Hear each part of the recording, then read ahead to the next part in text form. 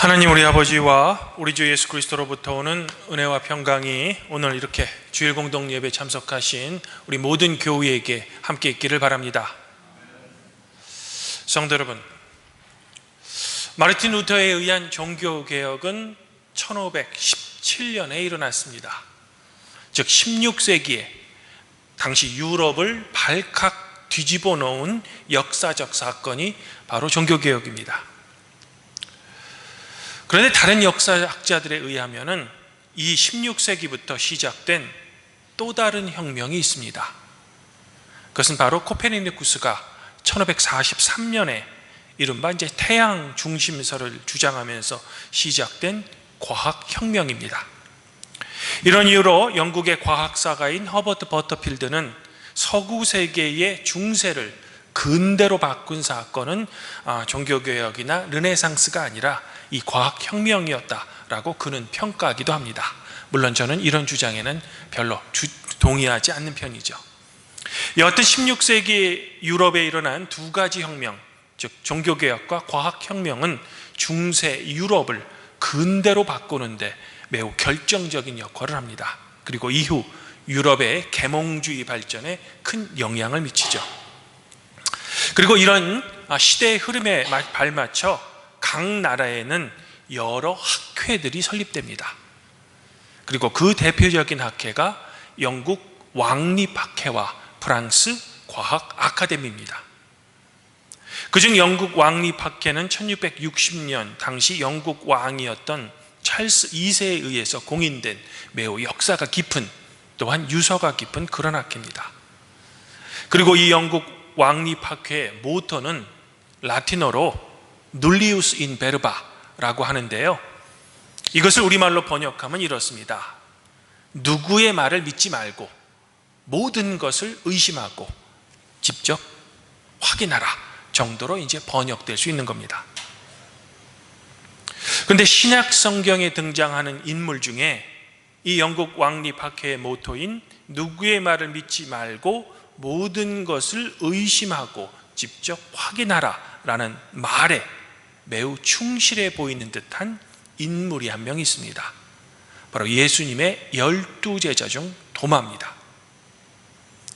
오늘 말씀에 따르면 유대인들이 두려워서 안쪽으로 문을 닫고 두려움에 떨고 있는 제자들을 향해 부활하신 예수님께서 찾아오십니다. 그러면서 예수님께서는 너희에게 평강이 있을 것이다 라는 위로의 말씀과 함께 본인이 바로 부활한 예수임을 제자들에게 분명하게 확인시켜주기 위해서 못이 박혔던 손과 창에 찔린 옆구리를 제자들에게 보여주시는 겁니다. 이에 제자들은 예수님의 손과 옆구리를 보고 나서야 자신들 앞에 선 그 사람이 바로 부활하신 예수님을 알아보고 매우 기뻐하죠. 하지만 웬일인지 이 첫 번째 만남에서 그 자리에 있지 않았던 제자 중에 한 사람이 있었습니다. 그 사람은 바로 디두모라 불리우는 도마였습니다. 도마는 다른 제자들로부터 내가 부활한 예수님을 목격했다라는 소식을 전해 듣습니다. 하지만 그는 도저히 믿을 수는 없었습니다. 해서 이런 말을 했다고 합니다. 내가 그의 손에 못자국을 보고 내 손가락을 그 못자국에 넣고 내 손을 그 옆구리에 넣어보지 않고서는 나는 믿지 아니하겠다 라고 말입니다. 그런데 예수님의 부활을 이처럼 의심하는 도마를 위해서 예수님께서는 8일 후에 제자들에게 다시 나타나셨다는 겁니다. 그리고 이때 마침 도마도 그 자리에 있었다는 거죠. 이제 예수님께서는 도마를 향해 이런 매우 유명한 말씀을 하셨다는 겁니다. 너의 손가락을 이리 내밀어 내 손을 보고 너의 손을 내밀어서 내 옆구리에 넣어보라. 그래야 믿음이 없는 자가 되지 말고 믿는 자가 되어라. 예수님의 부활을 의심하는 제자 도마를 위해 예수님께서 하셨던 말씀이죠. 이에 도마는 나의 주님이시요 나의 하나님이시다 라는 자기의 신앙을 비로소 예수님께 고백했다는 겁니다. 여기서 우리는 도마가 예수님의 지시대로 그의 손가락을 실제로 예수님의 옆구리에 넣어붓는지는 잘 모릅니다. 그저 우리는 여러 가지 상황을 추측해 볼 수 있을 뿐이죠. 이제 예수님께서는 당신의 부활을 한때 의심했던 이 도마에게 이런 말씀을 덧붙이셨다고 합니다. 너는 나를 본고로 믿느냐? 보지 못하고 믿는 자들은 복되도다.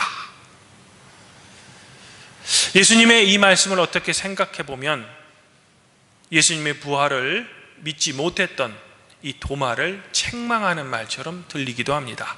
그리고 이런 이유 때문인지 전혀 의심이 없이 믿는 믿음이야말로 정말로 좋은 믿음이며 우리 그리스도인들은 꼭 그렇게 해야만 하는 의무감에 사로잡힌다는 겁니다. 그러면 도마는 믿음이 좋지 않는 제자의 표상일까? 즉 도마는 우리가 본받지 말아야 할 제자의 모습일까라는 겁니다. 사실 도마는 요한복음에 3번 정도 등장합니다. 그중 첫 번째는 예수님께서 죽은 나사로를 달리사시기 위해 베다니로 향할 때 우리도 주님과 같이 죽으러 가자라고 했다고 합니다. 이런 면에서 도마는 죽음도 불사하며 예수님을 따르려 했던 예수님의 충실한 제자였다는 거죠. 두 번째는 예수님께서 제자들을 위한 거처를 예비하러 가겠다라고 말씀하시면서 내가 지금 가고자 하는 그 길을 너희들도 이미 알고 있다라고 말씀하실 때 도마는 솔직하게 예수님이 가고자 하는 그 길을 저는 알지 못한다라고 대답했다고 합니다. 이런 점으로 미뤄보아 도마는 매우 충직한 사람이었습니다. 그리고 솔직한 사람이었죠. 그래서인지 도마는 예수님의 부활한 몸을 자기 손으로 만져보지 않고는 믿지 않겠다라고 고백했던 것 같습니다. 사랑하는 성도 여러분, 그런데 사실 우리는 계몽주의 이후에 교육을 받은 사람들입니다. 즉 제가 앞서 소개한 누구의 말을 믿지 말고 모든 것을 의심하며 직접 확인하라 라는 영국 왕립학회의 모토에 매우 크게 영향을 받은 사람들이라는 겁니다. 또한 우리가 사는 21세기는 과학과 기술의 시대죠. 그래서인지 우리는 어렸을 때부터 공교육에서 모든 것을 의심하는 태도가 과학적이며 이성적인 태도라고 우리는 배웠습니다. 이런 면에서 어쩌면 도마는 21세기를 사는 우리 자신을 대변하는 인물일 수도 있다는 거죠. 더불어 의심이란 우리 인간다움의 본질적인 요소이며 진리를 추구하기 위해서는 꼭 필요한 근본적인 철학적 질문이 되는 겁니다. 이처럼 의심하거나 질문하는 신앙 그 자체가 결코 나쁜 것은 아닙니다. 어떻게 보면 외부나 다른 사람에 의해 강요된 믿음이나 신앙만큼 우리의 신앙에 더 위험한 것도 없습니다. 믿음이란 그냥 믿어지는 것이기 때문에 믿는 것이기도 하지만 아직 믿어지지 않는 부분에 대해서 의심하거나 우리가 질문하는 것은 결코 나쁜 것이 아니라는 겁니다. 오늘 말씀 중 오직 이것을 기록함은 너희로 예수께서 하나님의 아들 그리스도이심을 믿게 하려 함이다 라는 요한복음의 기록 목적을 분명하게 밝히고 있는 것처럼 주님의 부활을 한때 의심했던 도마를 굳이 이 요한복음에 기록하고 있는 이유는 도마의 의심하는 태도와 그 후 그의 극적인 변화를 통해 예수님이 바로 그리스도라는 고백을 우리로 하여금 믿게 하려는 거죠. 그러면 손과 옆구리에 자기의 손을 넣어보지 않고는 도저히 믿을 수 없다던 그 도마가 도대체 무슨 이유로 나의 주님이시요 나의 하나님이시다라는 고백을 예수님께 할 수 있었던 걸까? 즉 도마의 불신의 마음이 무슨 이유로 한순간에 뒤바뀌면서 그의 믿음을 고백했던 걸까? 저는 그 이유를 바로크 시대의 한 그림에서 조심스럽게 찾아보고자 합니다. 16세기 말부터 17세기로 넘어가는 시대에 이탈리아 밀라노 출신의 카라바조라는 화가가 살고 있었습니다. 미술의 역사에서 바로크 시대의 문을 연 거장으로 평가되는 그의 원래 이름은 미켈란젤로 메리시데 카라바조입니다. 하지만 자신보다 한 세대 앞서 태어난 우리가 너무나도 잘 알고 있는 천지창조를 그린 이 미켈란젤로의 유명세 때문인지 당시 사람들은 그를 그냥 카라바조라고 불렀다고 합니다. 카라바조는 매우 불같은 성격의 소유자였습니다. 그리고 폭력적이었고 자유분방한 사람이었습니다. 그 때문에 그는 자신의 삶에서 많은 사회적 문제를 일으킵니다.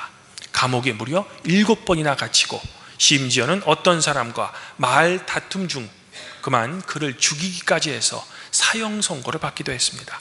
그러나 불행 중 다행인지 도망쳐서 그 이후에는 이곳저곳을 떠나는 나그네 화가 신세가 되었습니다. 이런 카라바조가 말년에 그린 작품 중에 의심하는 도마라는 유명한 그림이 있습니다. 바로 오늘 복음서 말씀을 소재로 화가가 그린 그림이죠. 현재는 독일 포스담 상수시 궁전 미술관에 전시되어 있는데, 카라바조는 이 그림에서 예수님의 제자들뿐만 아니라 부활하신 예수님을 너무나도 평범한 인간의 모습으로 그려서 당시에는 큰 반향을 불러일으켰다고 합니다. 물론 21세기를 사는 우리의 시각으로는 카라바조가 그린 이 예수님과 제자들의 평범한 인간적인 모습이 우리에게는 별로 충격이 되질 않습니다. 하지만 그 당시까지만 해도 일반적으로 화가들은 예수님과 제자들을 항상 영웅적이며 신비스러운 인물로 그렸기 때문에 너무나도 인간적으로 그려진 예수님의 이 모습에 당시 사람들은 충격을 받았다고 합니다. 여하튼 카라바조는 이 의심하는 도마라는 자신의 그림에서 예수님께서 자신의 한 손으로는 이 창에 찔린 옆구리의 옷자락을 걷어냅니다. 그리고 다른 한 손으로는 도마의 손목을 잡아서 그 도마의 손을 끌어다가 자기 옆구리에 난 상처에 갈라진 부분으로 도마의 손가락을 집어넣는 모습을 그의 그림에서 그리고 있습니다. 그리고 그림 속 또 다른 2명의 제자는 예수님의 상처를 이 검지로 후비는 이 도마의 모습을 통해 예수님의 상처를 간접적으로 확인하죠. 그림 속 3명의 제자들의 얼굴에는 놀라움이 가득합니다. 즉 카라바조의 해석에 따르면 두려움에 떠는 도마를 위해서 도마가 자신의 손을 집어넣은 것이 아니라 예수님께서 당신의 손을 이끌어다가 도마의 손가락을 자기 옆구리에 밀어넣음으로써 도마의 믿음을 확인시켜 준다는 거죠.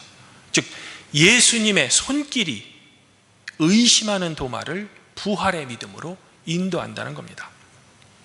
이런 점에서 우리의 인간적인 당연한 의심을 믿음으로 인도하는 것은 우리 자신의 이성이나 지식이 아니라 바로 예수님의 손길이며 그분의 인도라는 겁니다. 즉 우리가 주님을 만날 때에야 비로소 우리는 의심에서 믿음으로 나아갈 수 있다는 겁니다.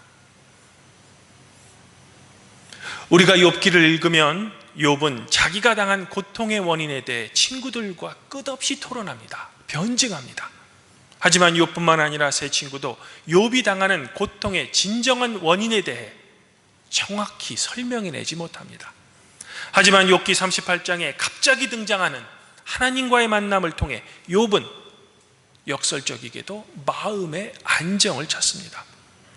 자신이 끊임없이 자문했으며 친구들과 치열하게 변증했던 질문, 즉 의인인 자기가 왜 고통을 받는가에 대한 제대로 된 답변을 하나님께 듣지 못했음에도 불구하고 욥은 이상하게 마음의 안정을 찾죠.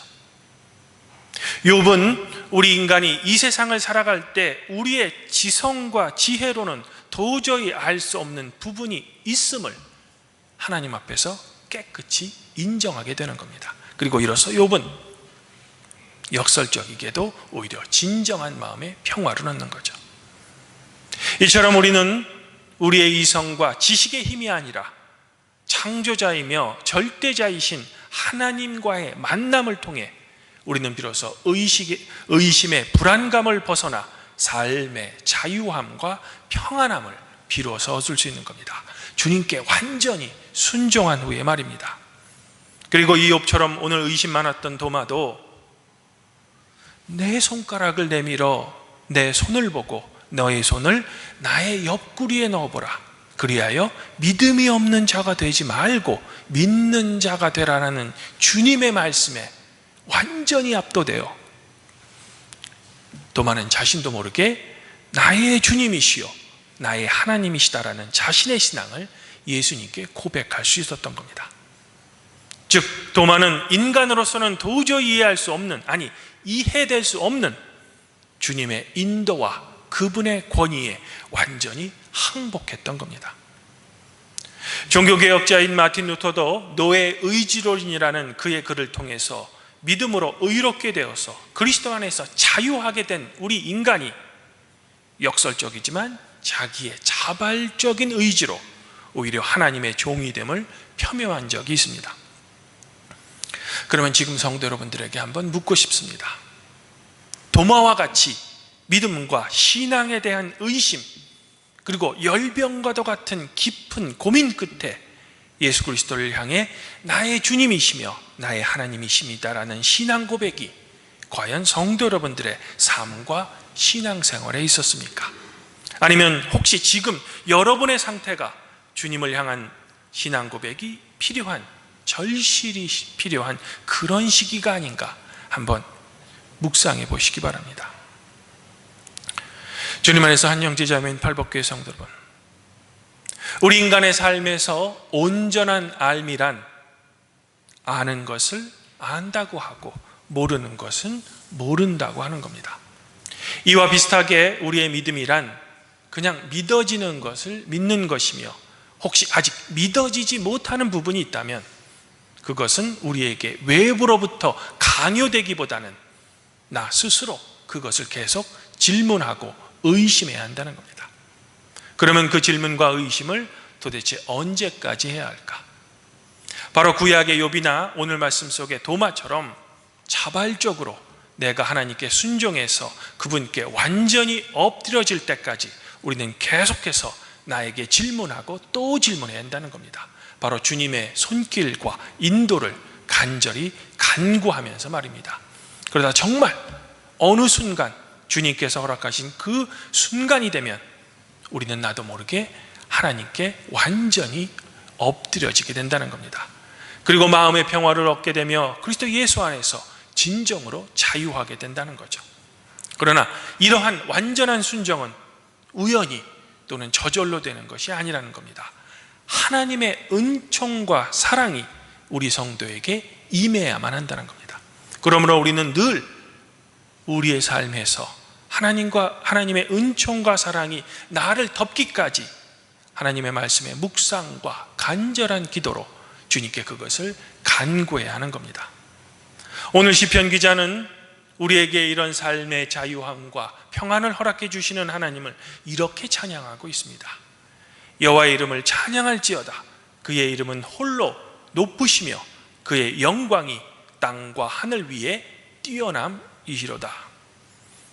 아무쪼록 팔복교회 성도 여러분들의 삶에서 부활하신 그 예수님을 꼭 한번 만나보시기를 저는 간절히 소망해 보고 싶습니다. 그리하여 그분의 사랑과 인도함에 따라 여러분이 이해할 수 없는 여러분들이 겪는 이 세상의 고통과 고난 속에서도 영적 자유함과 삶의 평안을 얻기를 저는 더불어 소망해 보고 싶습니다. 바라기는 성삼위 하나님의 따뜻한 손길과 그분의 인도 또한 그분의 큰 위로가 성도 여러분들 자신과 여러분의 가족 구성원 모두에게 항상 함께 있기를 성부와 성령과 함께 우리를 늘 찾아오셔서 우리를 위로하시는 성자 우리 주 예수 그리스도 이름으로 간절히 축원드립니다. 그리하면 모든 지각에 뛰어나신 하나님의 평강이 그리스도 예수 안에서 성도 여러분들의 마음 그리고 생각을 지켜주실 것입니다.